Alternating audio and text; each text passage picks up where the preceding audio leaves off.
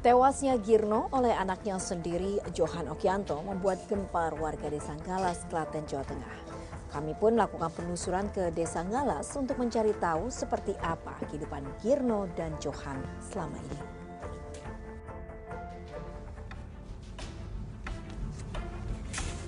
Kasus tewasnya Girno di tangan anaknya sendiri, Johan Okianto, menggegerkan warga Desa Ngalas, Kecamatan Klaten Selatan, Jawa Tengah.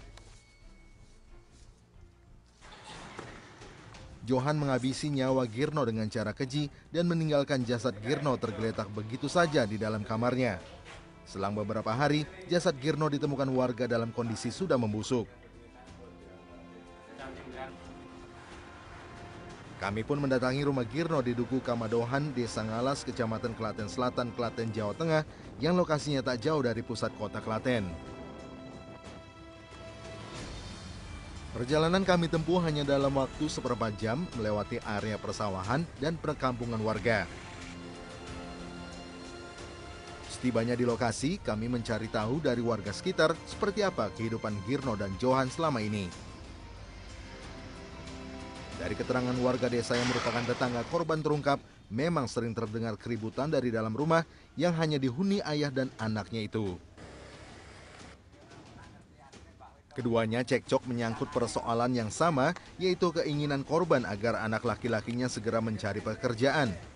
Saat cekcok terjadi, pelaku tak segan melawan dan menganiaya ayahnya sendiri. Sering berantem gitu, Pak? Sering itu, Mas. Sering berantem. Kedengaran, Pak? Warga sekitar kedengaran gitu? Kedengaran kalau sini. Orang-orang kan tetangga kan Sering mergoi, Pak? Sering mergoi kalau berantem?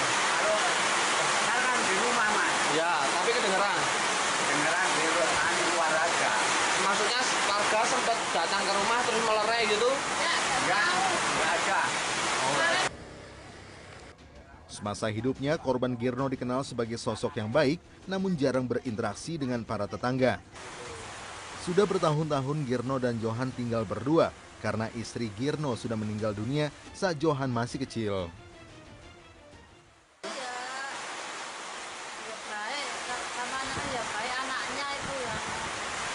Pak Girnonya baik? Baik. Kalau anaknya gimana, Bu, tingkah lakunya itu? Tingkah lakunya kan sering nyuri ya, Mas. Sering? Nyuri. Nyuri? Ya. Oh, terus? Nyuri anak sama tetangganya kan ya nggak pakai rapat kok. Nggak akrab ya, Bu, ya, sama tetangga? Bapaknya yang nggak akrab.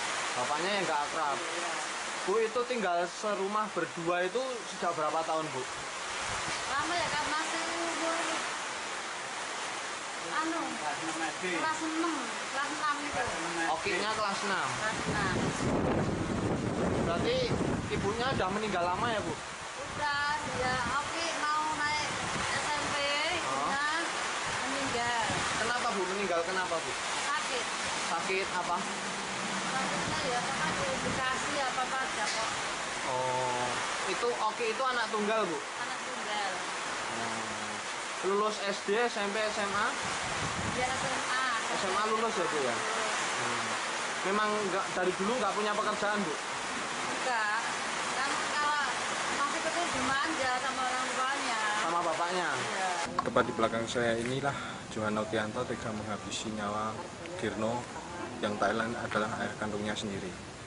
Korban dan pelaku berdua tinggal serumah, di mana korban yang kesehariannya merupakan buruh pencari rongsok, sedangkan pelaku sendiri hanya seorang pengangguran yang tinggal di rumah. Di rumah yang beralamatkan di Dusun Kemadohan, Desa Ngalas, Kecamatan Klaten Selatan, Kabupaten Klaten, Girno tewas di tangan kandungnya sendiri dengan cara dipukul lalu terbentur meja dan terjatuh. Bahkan korban sempat berusaha berteriak minta tolong, namun pelaku kembali menganiaya korbannya. Peristiwa ini dipicu karena pelaku kesal sering dinasihati oleh ayah kandungnya sendiri untuk segera mencari pekerjaan. Dari Klaten, Jawa Tengah, Singgi Haji Tun Baik-Baik. Lalu apa yang sebenarnya melatar belakangi Johan Okianto hingga bisa bertindak nekat menghabisi nyawa ayahnya sendiri? Berikut kami hadirkan pengakuan pelaku. Setelah mendatangi rumah korban dan mendengar keterangan dari warga Desa Ngalas, Kecamatan Klaten Selatan, Jawa Tengah, kami pun melanjutkan penelusuran untuk mengetahui lebih jauh kasus pembunuhan Girno di tangan anaknya sendiri. Kami akhirnya mendatangi kantor Polsek Klaten untuk bertemu tersangka pembunuhan Johan Okianto. Di bawah pengawalan ketat anggota polisi, Johan mengungkapkan kepada tim Tunback Crime mengenai peristiwa tragis yang membuat nyawa sang ayah melayang di tangannya sendiri. Kan pas Pak pulang dari kerja kan ngamuk-ngamuk, nah terus ambil pasir, terus dilemparkan ke kamar. Nah, saya marah, lalu saya pukul kepalanya 2 kali, terus jatuh, lalu kena pojokan lemari. Selama ini hubungan Anda sama orang tua gimana? Ya agak renggang. Karena apa? Karena saya nggak bekerja. Terus orang tua? Ya sering marah-marah. Oh, sering marah-marah. Setiap hari marah-marah? Iya. Cekcoknya setiap hari Ya enggak. berapa kali? Ya enggak, itu sekali, cuman sekali. Apakah menyesal Mas setelah melakukan seperti itu? Untuk keseharian Bapak apa? Mencari rosokan, Pak. Pemulung. Pemulung di mana? Enggak tentu, kadang nyampe Gundangan, kadang nyampe Pandan Simping. Enggak tentu. Itu berdua sama Bapak udah berapa tahun? Sejak kecil. Sejak kecil. Kelas berapa?